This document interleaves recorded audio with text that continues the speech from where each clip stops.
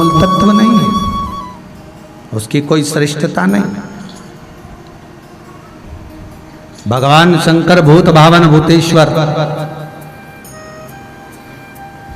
भगवान शिव के गण भीतर जाकर प्रवेश कर कर माता जगतजननी जगदम्बा की माता मैनावती से कह रहे हैं कि यह शिव है, इसको पहचानो। शंकर औघड़दानी त्रिकालदर्शी कैलाशी अविनाशी को जानो।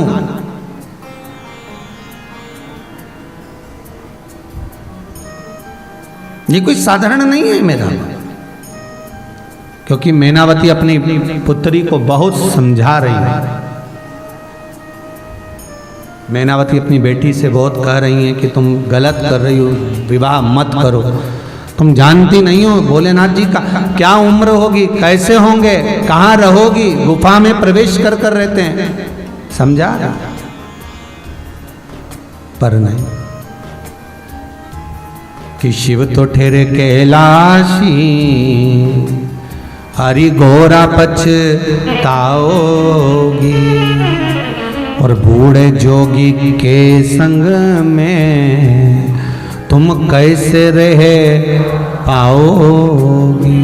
खूब समझाया जा रहा है, खूब कहा जा रहा है, पर मन, दिल, हृदय, चित्त, वृत्ति जब शिव से लग जाती है तो फिर कुछ अच्छा लगता है।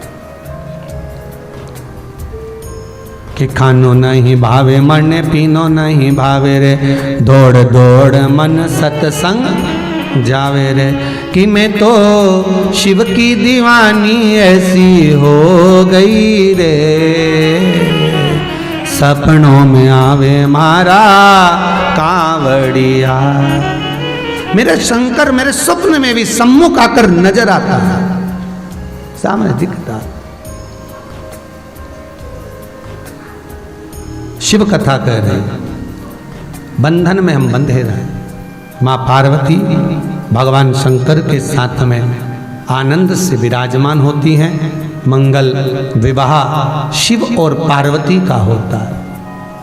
और ध्यान देना, केवल अकेले माता पार्वती जितनी साधना करी है, उतनी साधना उससे ज्यादा माता पार्वती की बड़ी बहन गंगा ने करी है।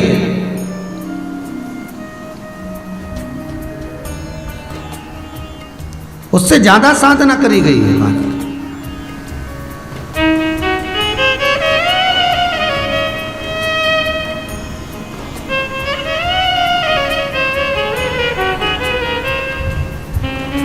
जैसे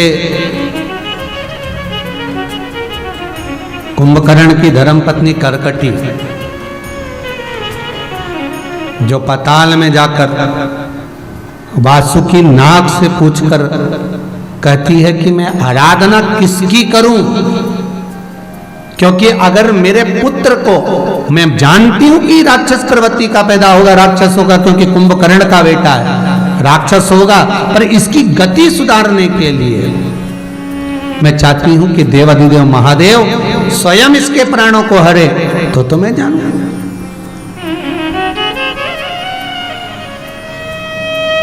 ठीक है। और वासुकी के कहने पर जैसे करकटी ने शंकर जी की आराधना करी है। और देखो, राक्षस की धर्म पत्नी है, कुंभकर्ण की धर्म पत्नी है करकटी, पर उसकी आराधना देखिए कितनी प्रबल है।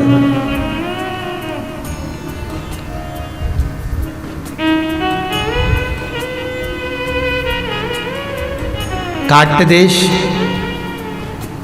जहाँ की ये रहने वाली थी, भ्रमण कर रही थी। एक बार कुंभकर्ण जा रहे थे और कुंभकर्ण भगवान ब्रह्मा से वर प्राप्त कर कर जा रहे थे।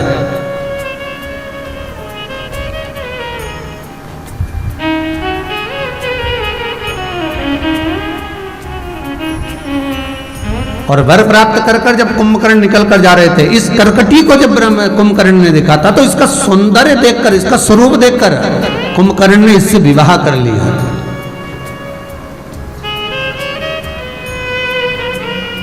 पर लंकेश को बताया नहीं था कि मैंने विवाह कर लिया, इसलिए इसको यहीं पर छोड़ गए थे।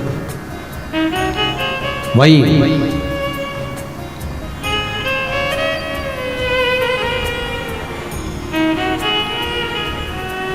उस पर्वत का नाम था सहाद्री पर्वत। कौन सा पर्वत था? सहाद्री पर्वत, जिस पर कुंभकर्ण अपनी धर्म पत्नी करकटी को छोड़कर गए थे। और उस पर्वत पर करकटी अकेली रहती थी। पूरे सहाद्री पर्वत पर करकटी कुंवारी अवस्था में जब करकट नरेश के यहाँ निवास करी, तभी भी उसने आराधना, बस ये है कि उस समय पर उसने किसी देवी की आराधना करी थी। और हो सकता है हमारा हिंदू धर्म, हमारा शास्त्र कहता है तो देवी तो अनेक प्रकार की होती हैं। कोई, अब कितनी देवियां, सबकी कुल देवियां अलग अलग होती हैं, कोई की कोई नाम, कोई का कोई नाम, कोई का कोई नाम। तो हो सकता है किसी देवी की आराधना, पर हम ये मानते हैं कोई भी देवी की आराधना करी पर होगी तो वो पार्वती ही होती, माँ जगदम्बाई, माँ जगत जननी, माँ दुर्गा। रूप भले अलग हो, स्वरूप भले अलग हो।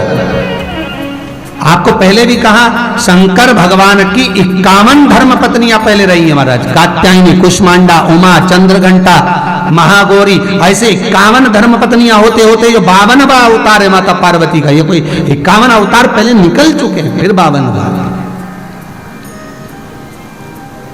तो हो सकता है किसी की आराधना कर रही, पर करकटी अब जो आराधना कर रही है पर्वत पर, वो शिव की है कि मेरे गर्भ में जो बालक है वो पैदा होगा, राक्षस रहेगा, पर इसकी गति सुधर जाए।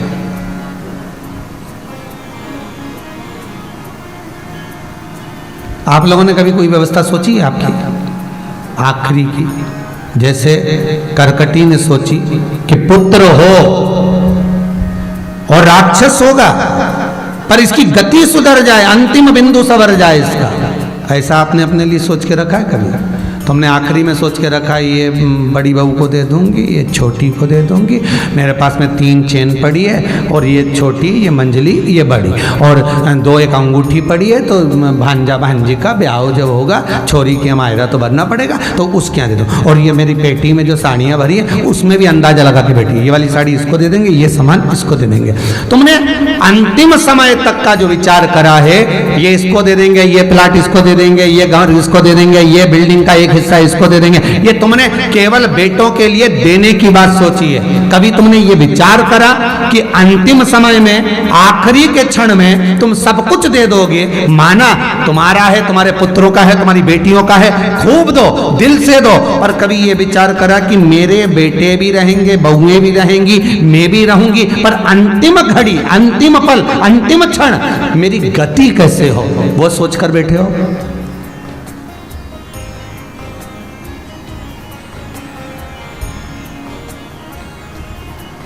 बस ये तो तुमने विचार कर लिया कि ये देना है, ये देना है, ये देना, पर अंतिम क्षण कैसा, आखिरी का जो पल हो, आखिरी की जो गति हो, वो कैसे?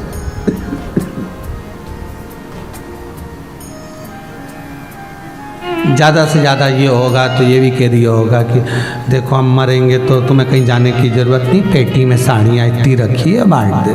और इससे ज़्यादा कुछ नहीं सोचा हो। पर कभी तुमने विचार करा, मान लो प्राण छूट गए और बहुत अंदाजा लगाकर बैठे थे कि मरोगे, राम बोलोगे, शिव बोलोगे, कृष्ण बोलोगे, नहीं निकला मुंह से, तो मान लो जीवन का कोई भरोसा। अभी ये कोरोना महामारी आ गई, भगवान के पास तो बहुत सारी टेक्निक है तुम लोगों को ले जाने की, है? भगवान के पास कोई कमी है? उनके पास तो एक से बढ़कर एक उपाय पड़ा हुआ, कुछ भी कर सकते हैं वो तो। अभी तो कोरोना महामारी आई, कभी अगर हिल गई पृथ्वी तो वो तो उनका मन, उनको तो कोटा पूरा करना है ऊपर का, जितना खाली रहे वो तो भरना ही पड़े। नहीं देखो, वैकेंसी तो पूरी भरना पड़े। अब वो तो कभी भी कोई भी टेक्निक से ले जा सकता, कोई भी उपाय कर सकता, उपाय करेगा और ले गया। तो मान लो ऐसा कुछ हुआ और अचानक चल दिए, फिर क्या करोगे? अरे बोलो तो, राम निकला ही नहीं मुंह से, कृष्ण निकला ही नहीं मुख से। फिर तो शिव महापुराण की कथा कहती है कि कंठ पर अगर तुलसी की माला है, कहां पर? गले में तुलसी या रुद्राक्ष की माला पड़ी है, तो कहा यम के दूत अगर बंदी बनाने भी आएंगे तो कंपनी का ट्रेडमार्क देख के ही चले जाएंगे।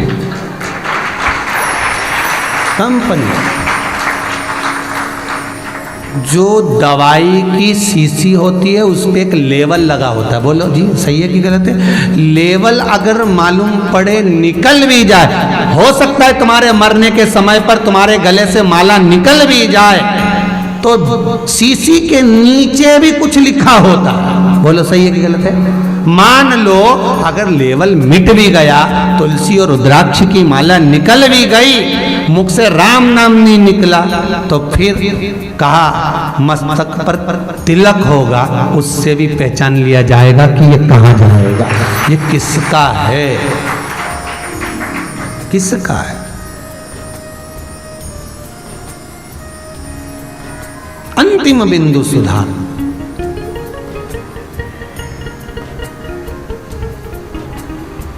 अंतिम बिंदु। इसलिए जितने भी देवी देवता हैं ये कंपनी का तिलक लगाते हैं, ब्रांड। भगवान श्री जी बाबा को देखना नाथ द्वारा वाले, उनका फोटो देखना, उनके भी सोने की 3 लाइन नजर आएगी, उसके बाद ऐसा तिलक नजर आएगा। मतलब ब्रांड अलग ही दिख रहा है कि संग भगवान भी चाहते हैं कि वहीं जाना है, उसी कंपनी। भगवान विष्णु को देखना, वेंकटेश भगवान को 2 सफेद 1 लाल, बस अंतर इतना आड़े की जगह खड़े हो गए तिलक, तो उन्होंने कहा कंपनी वही है। पंडरीनाथ का दर्शन करना वही नजर आएगा, ब्रह्मा जी का दर्शन करना वही नजर आएगा, इंद्र का दर्शन करना वही नजर आएगा। सत्यम शिवम सुंदरम, वो 3 रेखाएं बस सब जानते हैं कि एक कंपनी ऐसी हो जिस कंपनी, कभी कभी बल्ब जो होते हैं ना वो CFL का गड़बड़ हो जाता है तो उस पर तारीख लिखी होती है, वही कंपनी में वापिस हो जाता है। हो सकता है हमारे मुख से राम नहीं निकला, कृष्ण नहीं निकला, शिव नहीं निकला, अंतिम समय में हमारे प्राण जब छूटे तो हो सकता है हम भजन नहीं कर पाए, हम माला भी नहीं पहन पाए। तो अगर घट पर मस्तिष्क पर तिलक होगा तो कंपनी की पहचान हो जाएगी कि हम कौन सी कंपनी में जाने वाले हैं, अंतिम बिंदु में हम कहां पहुंचने वाले।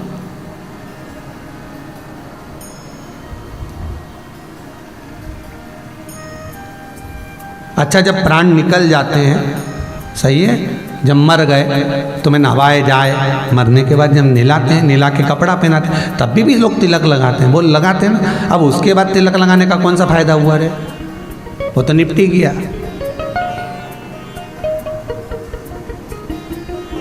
अरे बोलो तो, अब उसको तिलक।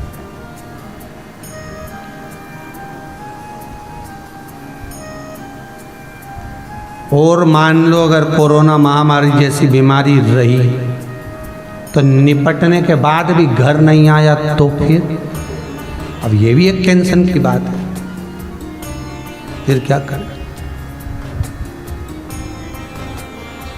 चले गए। पर इतना मौका तो भगवान भी देता है ऐसा कि अगर बीमारी ने घेर लिया है, लग रहा है कि बीमारी घेरी हुई है, तो इतना मौका तो भगवान भी देता है और कहता है कि अब थोड़ा थोड़ा नाम जाप चालू कर दो। समय का कोई भरोसा नहीं, कोई भरोसा। जपो, नाम स्मरण करते।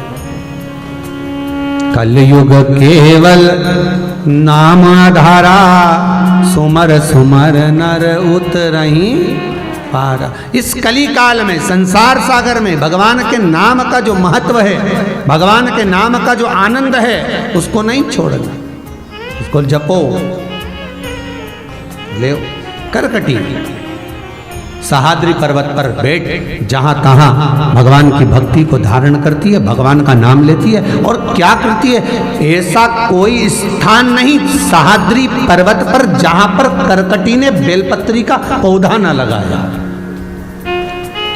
गर्भस्थ है बालक गर्भ में, और गर्भस्थ बालक को धारण कर कर बेलपत्र के पौधों को लगा रही है पूरे सहाद्री पर्वत पर।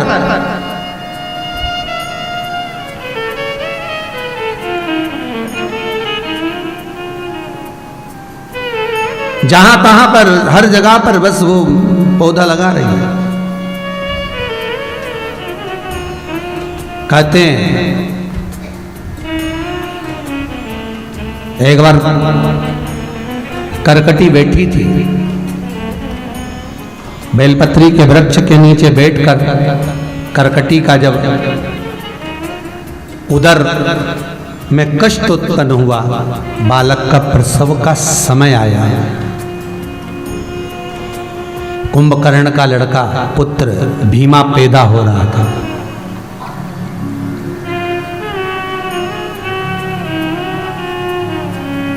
कष्ट बहुत हुआ। शास्त्र कहता है नारी जब बालक को जन्म देती है तो नारी का दूसरा जन्म होता है, स्त्री का दूसरा जन्म। बहुत कष्ट था करकटी को। पूरे आसपास में सहाद्री पर्वत के नजदीक में कहीं पर जल किससे लेने जाए। कष्ट इतना तीव्र था कि उसने मां जगतजननी जगदम्बा को पुकारा, जिसकी वो आराधना करती थी, उस राक्षस कुल के अंतर्गत जब वो रहा करती थी।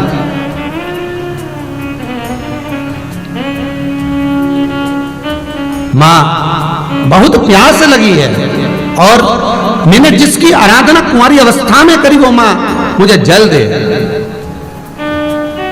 जल मां देती, उसी समय पर उस करकटी के गर्भ से पुत्र ने जन्म लिया जिसका नाम भीमा हुआ।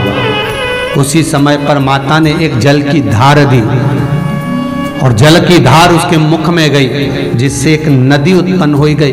जो बेटे को जन्म दिया जिसका नाम भीमा था, तो नदी का नाम भी भीमा नदी कर दिया गया। कौन सी नदी है? भीमा।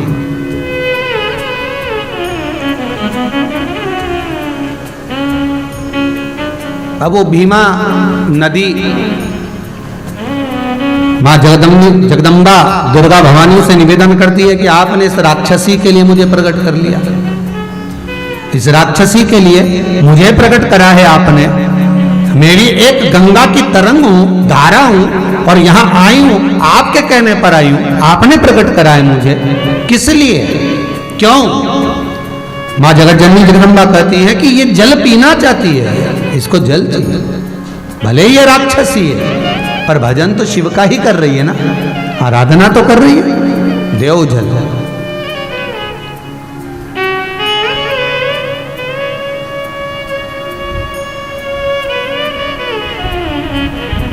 गंगा की वो धारा जो भीमा नदी के रूप में प्रकट हुई है, वो धारा कहती है पार्वती मैया, मैं एक राक्षसी के लिए अगर प्रकट हुई हूं तो दुनिया के लोग मुझे पूछेंगे नहीं, मेरा आदर नहीं करेंगे, सम्मान नहीं करेंगे।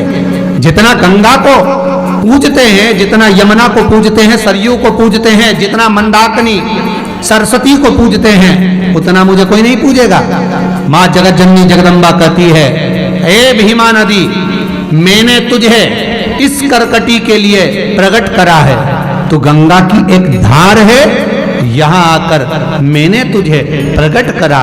जिस समय पर ये नारी पुत्र को जन्म दे रही है, माना, पर तुझे मैंने प्रकट करा है। जितना गंगा का बल होगा उतना ही तेरा भी बल होगा। जितनी वो पूजी जाएगी उतनी तू पूजी जाएगी। हे भीमा, आगे जाकर तू गंगा की ही एक तरंग में कृष्णा में जाकर मिल जाएगी। कहते हैं भीमा नदी के तट पर भगवान शंकर के और भगवान कृष्ण के और नारायण के हजारों मंदिर हैं महाराज। केवल एक भीमा शंकर ही भीमा नदी के तट पर नहीं है, हजारों मंदिर भगवान शिव, राम और कृष्ण के हैं। जहां तक भीमा बही है वहां तक कृष्णा में जाकर मिली, तब तक कृष्णा नदी में जाकर मिली। ये कोई साधारण नदी नहीं है। भीमा नदी का भी प्रबल भाव हमारे यहाँ स्कंद पुराण में लिखा है महाराज। जब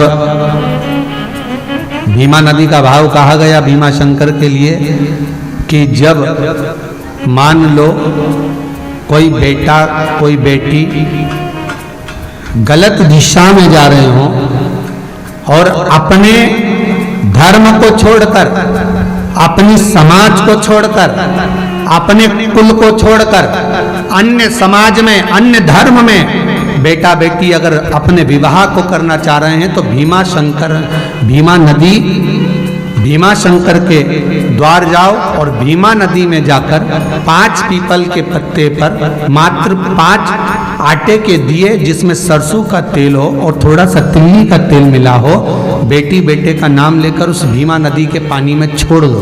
भले वो ठंडे हो जाएं, भले वो बुझ जाएं, पर पानी में छोड़ दो जला हुआ दिया उस पीपल के पत्ते पर। वो वर वो कन्या गलत जगह पर विवाह नहीं करेंगे, अपने ही समाज में विवाह करेंगे, दूसरी जगह भटक नहीं सकते। भीमा नदी का इतना क्रम है महाराज, कोई साधारण सी नदी नहीं। माता पार्वती करी मैंने तुझे प्रकट करा है। जैसे गंगा का वेग है वैसा तेरा वेग रहेगा, जैसे गंगा की प्रबलता है वैसी तेरी प्रबलता रहेगी। जितना गंगा को पूजा जाएगा उतना तुझे पूजा जाएगा। स्वयं गंगा तो भगवान का आवाहन करती है तब भगवान दर्शन देते हैं। तेरे दरवाजे पर तो स्वयं भगवान नित्य दर्शन के लिए आएंगे, तू क्यों चिंता करता? ए भीमा नदी तो निरंतर प्रवाहित रहे। एक प्रयास करना, कभी मौका लगे आप लोग 12 ज्योतिर्लिंग का दर्शन करने जब जाएं, अभी जरूरत नहीं कि आप लोग जाएं, अभी ही चले जाएं, पर आप अगर जब 12 ज्योतिर्लिंग का दर्शन करने के लिए जाएं तो भीमा शंकर जब जाएं, प्रयास करना जब भीमा शंकर जाएं तो 31 बेलपत्र, 31 आखा चावल, 31 काली मिर्च, 31 लौंग महाराज, 31 शमी के पत्ते, ये एकाग्रित करें।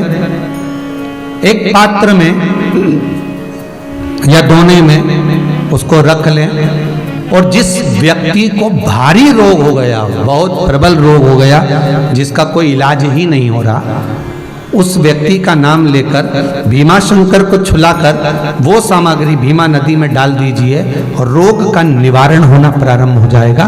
धीरे धीरे स्वास्थ्य में आराम लगना प्रारंभ हो जाएगा। भीमा मां पार्वती का कहने पर रोग का भी हरण कर लेती है।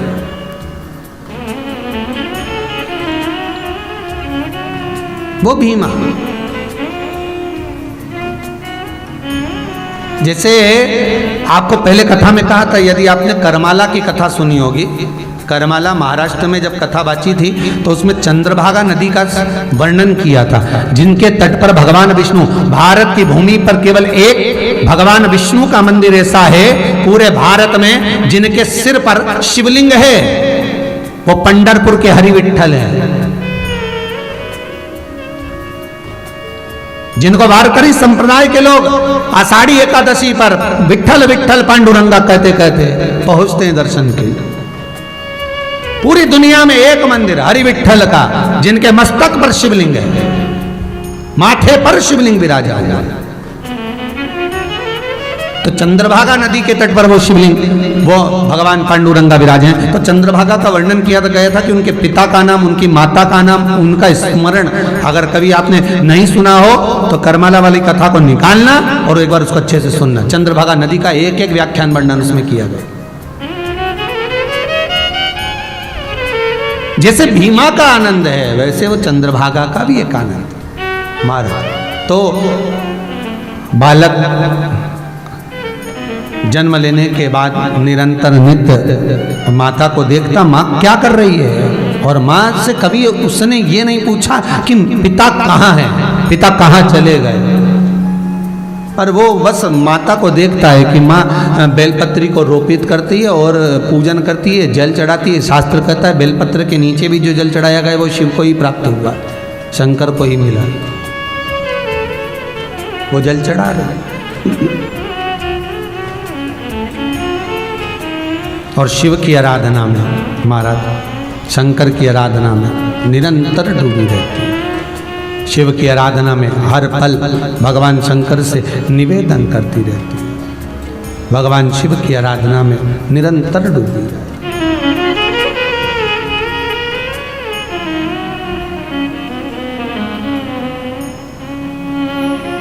महाराज उज्जैनी भोलानाथ जी, काशी में भोलानाथ जी, ओमकारेश्वर बैठा मेरा प्यारा भोलानाथ जी।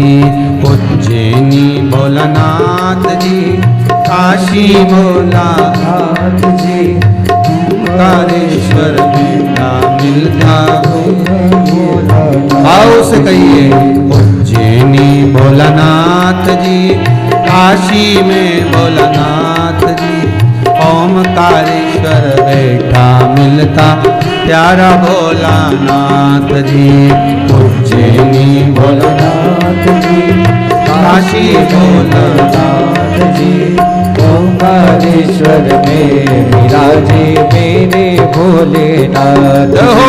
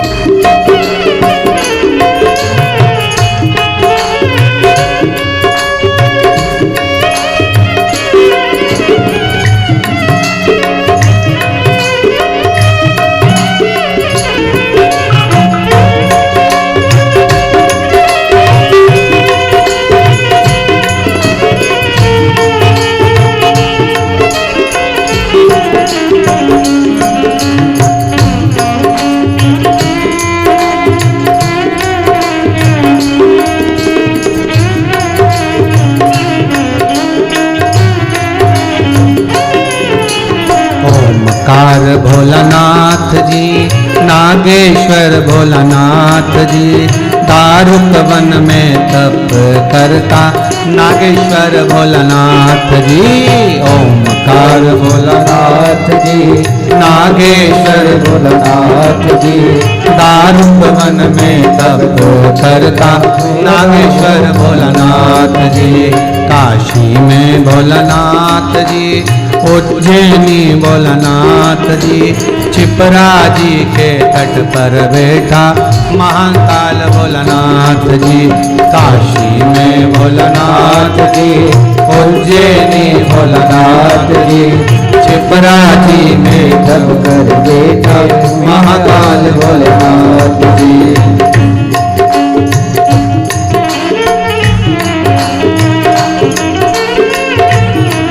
आओ